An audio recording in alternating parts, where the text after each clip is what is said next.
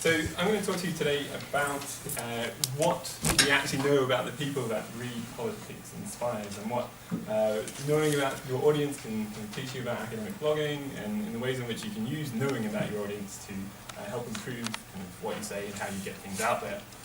If you're a Twitter-minded person, that's me. I know there are a few people kind of following it live, because I was live tweeting under the Politics and Spires Twitter before. So if you want to keep the conversation going. So what do you want to know about an audience, and what kind of things can you know about an audience? I mean, the obvious things are who they are. Are they from the UK? Are they from overseas? Are they other academics? Are they the general public? You know, these are the sorts of questions we've been having and conversations we've been having all day. You know, if they're other academics, are they your colleagues in your university? Are they people you haven't met yet? And how do they find the blog? You know, we've been talking about this as well. Do they are they regular readers of your blog? Do they just find specific posts? Search engines, social media, you know, all these things which you can kind of get answers from, at least partially from analytics data. So to kind of give you an overview of politics and Spires, and I have no idea how similar we are to other blogs. It would be quite interesting to hear from the other editors after the fact how similar we are. But about a third of our readers come from the UK, so it's definitely the biggest chunk, but you know, that leaves a lot of people from overseas who are reading our blog. So the next biggest chunk is the US, perhaps unsurprisingly, or English language blog. They're a big country. And then after that it drops to smaller shares, but from a lot of different countries, some we don't know the data for. But mostly Europe, kind of a few other countries, Canada's in there, Australia, South Africa, the other English language countries. And then all of these countries we have at least 1,000 visits from. So you know, even from small countries, there's kind of buried under there various kind of tiny little places here and there. We have quite a few visitors from them. And then after that, there's an even longer list of countries that we have kind of hundreds of visitors from. And then after that, there's a smaller list that kind of breaks the slide if I include everyone individually, so I've just othered them. But in total, we have readers from about 190 countries. And a lot of them, we have multiple readers and people that come back multiple times. Then, who are they? So, are they academics or lay? So this is quite a tricky thing to get an answer to, because we don't survey people, right? We don't have a thing that pops up when you try to get on the Politics and Spires website that says, are you an academic? But we do have network data. So I've looked at the network data, and I can tell you that about 15% of our readers are accessing the site from an academic network. So something with a .ac.uk or a .edu in the network. So it gives a kind of a general guess about what kind of share of the audience are academics. And then obviously that leaves a big chunk for non-academics, but we also don't know quite a lot of it. It's just the network data isn't available. So as you can see, there is a fair chunk of academics for us, but most of our readers are from non-academic audiences. And of those academics, again, we can kind of take guesses as to who they are. So our biggest kind of individual location in terms of readership is actually here in Oxford. So unless we're kind of particularly popular with the Oxford townsfolk for some reason, probably reasonable to guess that these are kind of colleagues who are reading the blog quite regularly as well. And for a university like Oxford, which is very decentralized, it's quite a useful way of engaging with colleagues, right? You know, we're in different departments, we're in different colleges, and sometimes you don't meet people for kind of months on end, even though you might be doing something very similar. And so blogging is quite a useful way of keeping engaged with what people are doing. And then perhaps unsurprisingly after that, London is the biggest thing. And then there's a long list of other countries. This is just the top 10, but it does drop off quite remarkably. But you also notice that a lot of the cities are cities in the UK that have research universities, like Birmingham.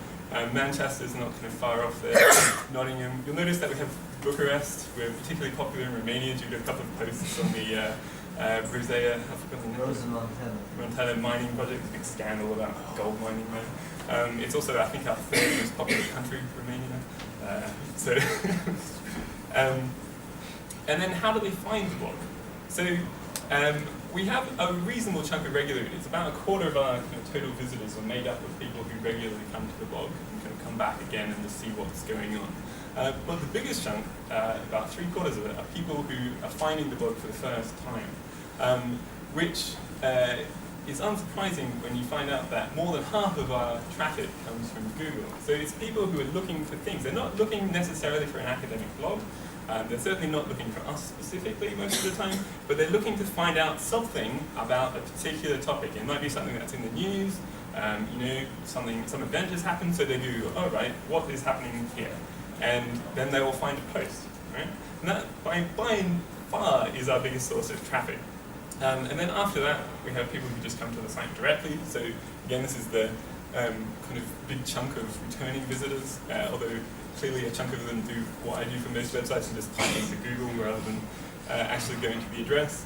And then after that come the social networks. Now for us, Facebook is actually more important, or at least over the kind of 2-year period of our data, Facebook is more important than Twitter in terms of absolute numbers of visitors. But I'm going to come back to the differences between Facebook and Twitter in a second. So you can see that Twitter has about a third of the readership that we have, or kind of people coming to the blog than Facebook. And then after that, we have referrals from the Oxford and Cambridge websites, other search engines. People still use ask.com, which is good news to me when I was compiling data.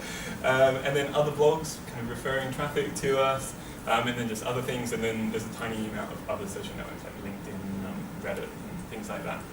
So I'm going to come back to Twitter. So you've kind of seen the breakdown of where our readers are from and kind of whether they're academics or not. And I did a quick analysis of our Twitter followers, and you can see similar results as well. So most of them are from the UK, quite a few of them are from the US, quite a few are in Europe, and they're not all in Poland, as the map would suggest. This map decided that Poland was Europe, and so that's where we all are.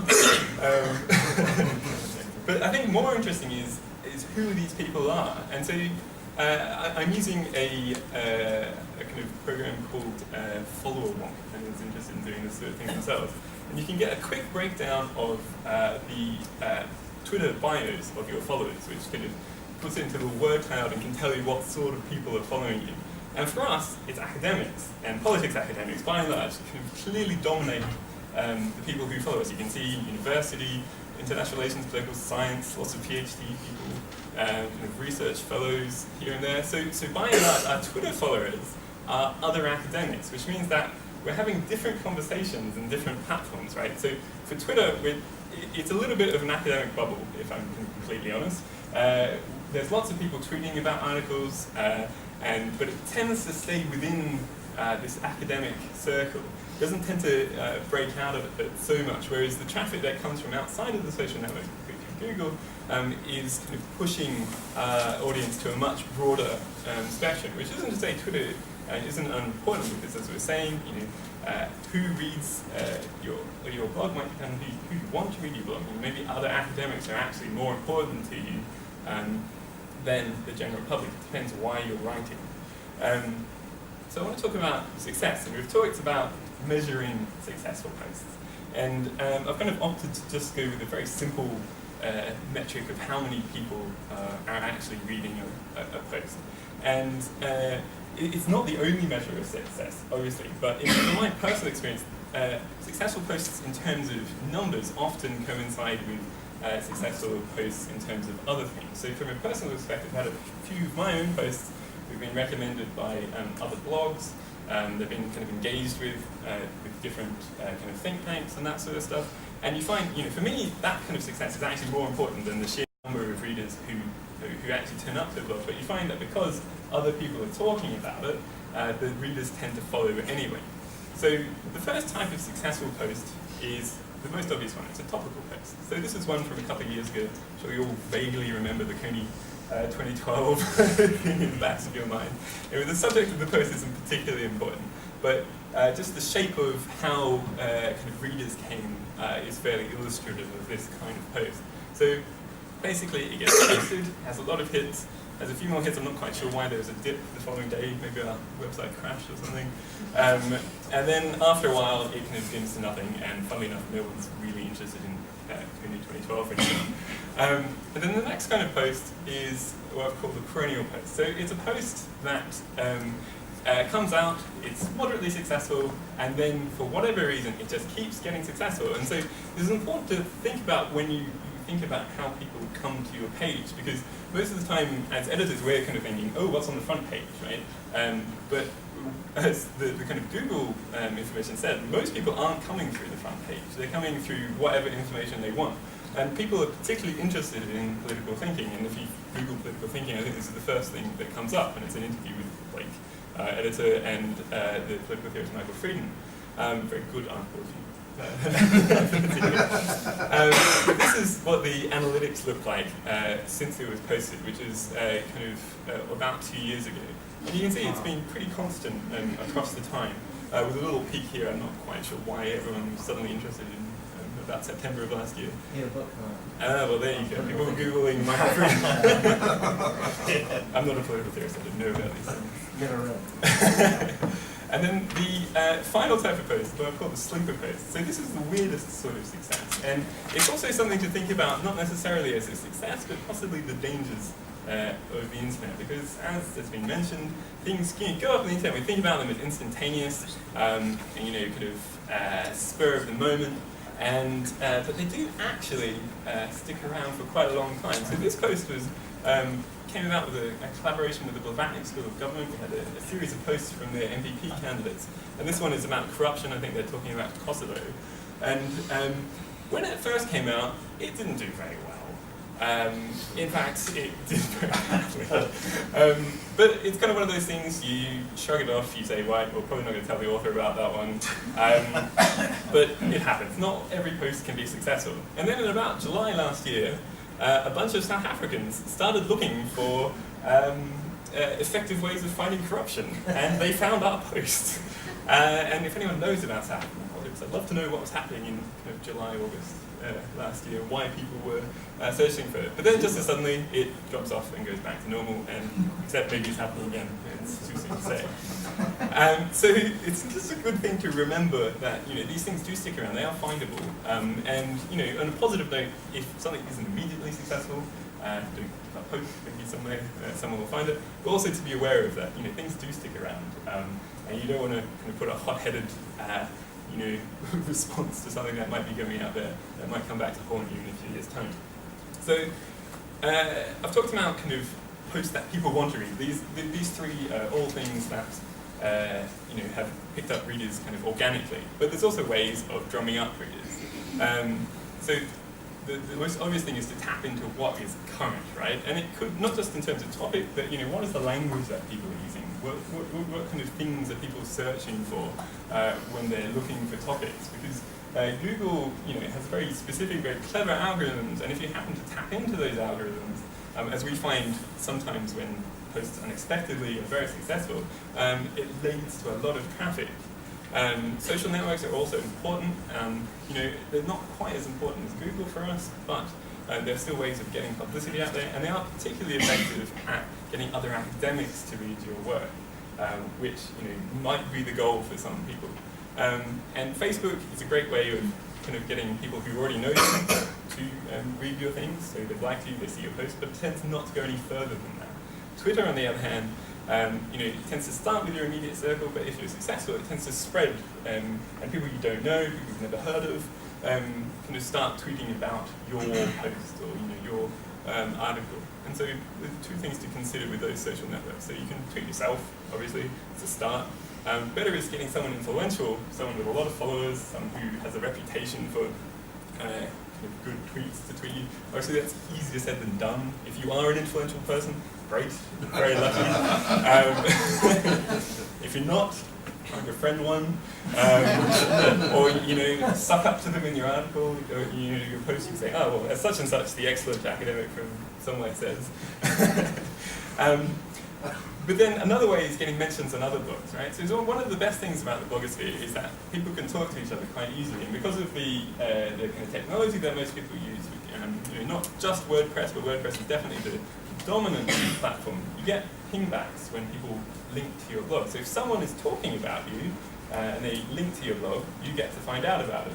And conversations can develop from that. You can have kind of back and forth, new relationships can form, and you start to build up a little blogging network.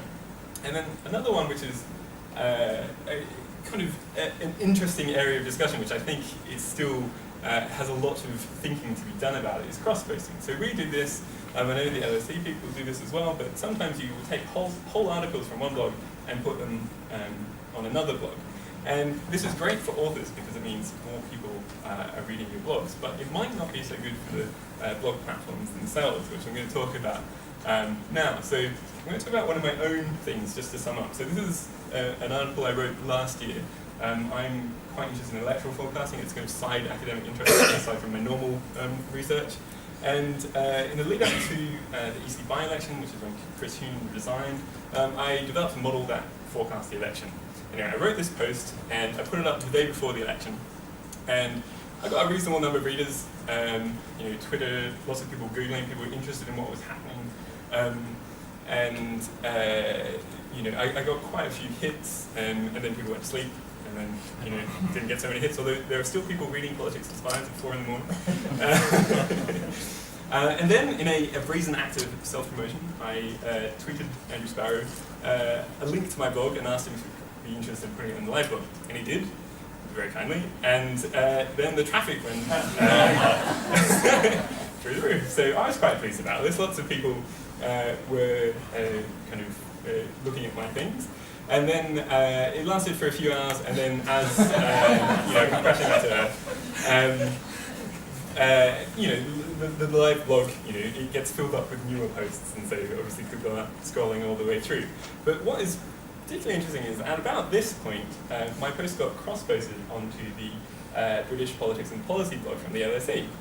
And something interesting happens. So I get a reasonable number of hits for the rest of the day, but I know from where this traffic's coming from that it's mostly people who are scrolling down on the live blog.